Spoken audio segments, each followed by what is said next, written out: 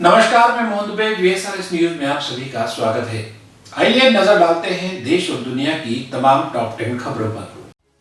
6 साल बाद RJD supremo Lalu Prasad Yadav चुनावी रण में लौटे हैं। उन्होंने मुंगेर जिले के तारापुर में चुनावी सभा की। उनके पहुंचते ही समर्थकों ने जिंदाबाद के नारे लगाए। समर्थकों की भीड़ के बीच लालू प्रसाद ने नीतीश कुमार पर जमकर हमला बोला। उन्होंने कहा कि हमने कभी समझौता नहीं किया, जबकि नीतीश कुमार बापू के हत्यारे का जिंदाबाद कर रहे हैं। माना जा रहा है कि लालू का इशारा भाजपा और संघ की तरफ था। वहीं नीतीश कुमार के गोली मारने वाले बयान पर भी लालू ने पलटवार किया। कहा, हम काहे गोली मारेंगे, तुम अपने मर जाओगे। दरअसल एक इंटरव्यू में लालू ने कहा था कि तेजस्वी ने अकेले सबकी हवा निकाल दी है, बाकी जो बचा है उसका विसर्जन करने हम आ गए हैं। लालू के ऐसे बयान पर नीतीश ने मीडिया से कहा था, चाहे तो गोली मरवा दे, इसके अलावा वे कुछ नहीं कर सकते हैं।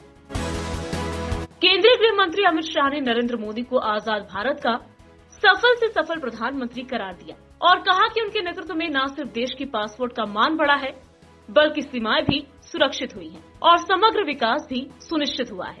राष्ट्रीय स्वयंसेवक संघ से जुड़ी संस्था रामभाव महानगी प्रबोधिनी की ओर से प्रदत्तकारी लोकतंत्र सरकार के मुखिया के रूप में नरेंद्र मोदी के 2 दशकों की समीक्षा विषय पर आयोजित 3 दिवसीय सम्मेलन को संबोधित करते हुए शाह ने कहा कि गरीब से गरीब व्यक्ति के जीवन स्तर को उठाना, देश को सुरक्षित, समृद्ध, संस्कारित व शिक्षित बनाना और देश के गौरव को दुनिया में ऊपर तक ले जाने जैसे काम इकट्ठे होते हैं, तब एक सफल शासन बनता है।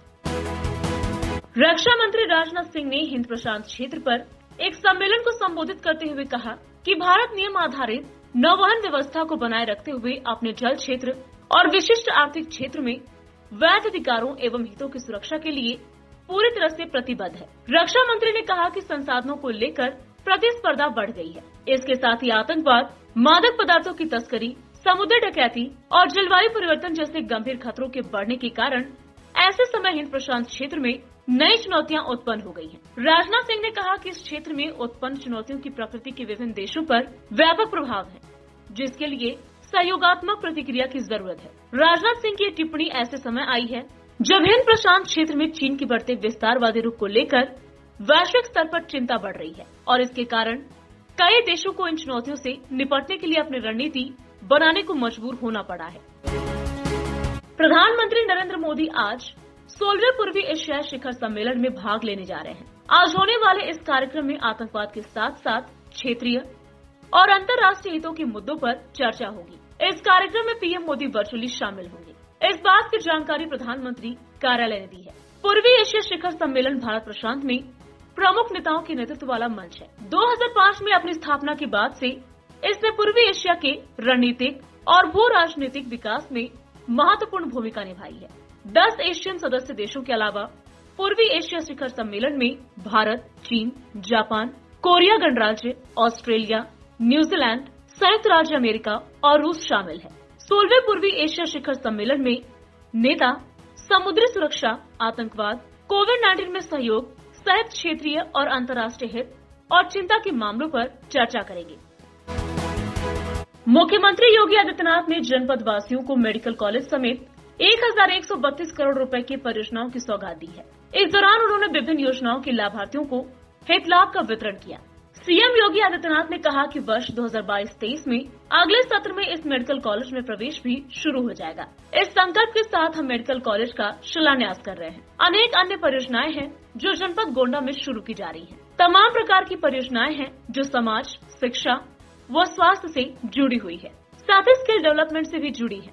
ये वही क्षेत्र है जहाँ 4.5 साल पहले तक कोई योजनाएं नहीं आती थी, जो आती थी वो बंदरबार हो जाती थी। यहाँ पर अब बाढ़ आम जनजीवन को अस्त व्यस्त नहीं कर पा रही है। प्रदेश में जनप्रतिनिधियों के माध्यम से काम किया जा रहा है। पहले देवी पाटन और गोंडा पहुँचने में 3-3.5 घंटे लगते थे, वहीं अब केवल 1.25 घंटे लगते हैं।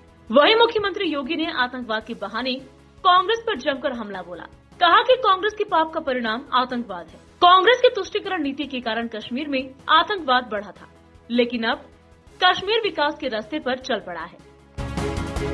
उत्तर प्रदेश में सुहेलदेव भारतीय समाज पार्टी और समाजवादी पार्टी के बीच गठबंधन की मऊ में औपचारिक घोषणा हो गई है। पूर्व मंत्री और सुभाषपा अध्यक्ष ओम प्रकाश राजभर के मंच से अखिलेश यादव ने कहा कि आज पीला और लाल रंग एक हो गया है, अब बंगाल के बाद यहाँ खदेड़ा होगा। उन्होंने ये भी कहा कि ये ऐतिहासिक समर्थन है। ऐतिहासिक परिणाम देगा। सुहेलदेव भारतीय समाज पार्टी के 19वें स्थापना दिवस पर हल्दरपुर के पास ढोलवन में महापंचायत का आयोजन किया गया। दोपहर करीब 12:30 बजे अखिलेश यादव वाराणसी एयरपोर्ट पहुंचे, जहां सुभाषपा अध्यक्ष ओम प्रकाश राजभर ने उनका स्वागत किया। इसके बाद महापंचायत में मौजूद हजारों की भीड़ ने झंडे और हाथ उठाकर दोनों नेताओं का अभिवादन किया। मंच पर कार्यकर्ताओं ने दोनों नेताओं को चांदी का मुकुट पहनाकर सम्मानित किया। आस्था का महापर्व छठ करीब है। 4 नवंबर को दीपावली है और उसके ठीक 6 दिन बाद भगवान भास्कर को छठ का पहला अर्घ्य दिया जाएगा। इसी को लेकर पटना प्रशासन भी तैयारी कर रहा है। इसी कड़ी में मुख्यमंत्री नीतीश कुमार ने पटना के छठ घाटों का जायजा लिया। कोरोना के चलते पिछले साल छठ को लेकर घाटों पर काफी असर पड़ा था। फिलहाल हालात ठीक है, तो प्रशासन की कोशिश है कि कोविड नियमों का पालन करते हुए छठ घाटों पर व्यवस्था की जाए। सीएम नीतीश ने इसी का जायजा लेने के लिए पटना सिटी से लेकर दानापुर के नसरीगंज तक के छठ घाटों को देखा। इस दौरान नीतीश कुमार ने अधिकारियों को जरूरी दिशा निर्देश भी दिए। मुंबई क्रॉस ड्रग्स पार्टी से शुरू हुई आरोप प्रत्यारोप की जंग अभी तक खत्म होने का नाम ही नहीं ले रही। एनसीपी नेता और महाराष्ट्र सरकार के मंत्री नवाब मलिक ने बुधवार सुबह दावा किया कि एनसीबी अधिकारी समीर वानखेड़े ने साल 2006 में निकाह किया था। नवाब मलिक ने समीर वानखेड़े का निकाहनामा और शादी की तस्वीरें भी शेयर की थी। नवाब मलिक इससे पहले भी ये दावा कर चुके हैं कि वानखेड़े के पिता मुस्लिम थे। हालांकि एक बार फिर से समीर वानखेड़े ने इन आरोपों का खंडन किया है। वानखेड़े ने हालांकि निकाह की बात मानी है। वानखेड़े ने कहा कि उनकी मां चाहती थी कि वो निकाह करे। वानखेड़े ने खुद को जन्म से हिंदू भी बताया है। चंडीगढ़ में पूर्व सीएम कैप्टन अमरिंदर सिंह ने प्रेस कॉन्फ्रेंस कर नई पार्टी बनाने का ऐलान किया। इसके बाद पंजाब कांग्रेस की कलह फिर सामने आ गई। कैप्टन की प्रेस कॉन्फ्रेंस के दौरान ही नवजोत सिंह सिद्धू ने ट्वीट कर उन्हें भाजपा का वफादार सीएम करार दिया। इसके जवाब में कैप्टन ने कहा कि ये आदमी कुछ नहीं जानता, वो सिर्फ फालतू बात करता रहता है। चंडीगढ़ में कैप्टन अमरिंदर सिंह पत्रकारों से बात कर रहे थे। इसी दौरान सिद्धू ने ट्वीट किया कि कांग्रेस के 78 विधायक कभी सोच भी नहीं सकते थे कि हमें क्या मिला। ईडी ने पंजाब की भाजपा के वफादार मुख्यमंत्री को नियंत्रित किया। कैप्टन अमरिंदर सिंह ने खुद को बचाने के लिए पंजाब के हितों को बेच दिया। आप पंजाब के न्याय और विकास को रोकने वाली नकारात्मक शक्ति थे। दिल्ली आपदा प्रबंधन प्राधिकरण की हुई बैठक में राजधानी में 1 नवंबर से सभी कक्षाओं के स्कूल खोलने की अनुमति दे दी गई है। इसी के साथ इस बैठक में दिल्ली में सार्वजनिक जगहों पर छठ पूजा करने की अनुमति भी दे दी गई है। इन फैसलों की जानकारी उप मुख्यमंत्री मनीष सिसोदिया ने दी है। मनीष सिसोदिया ने कहा कि कोरोना के हालात इस वक्त काबू में हैं। चिंता की बात नहीं है, लेकिन सावधान रहने की जरूरत है। सिसोदिया ने कहा कि छठ पूजा के सार्वजनिक आयोजन को मंजूरी भी मिल गई है।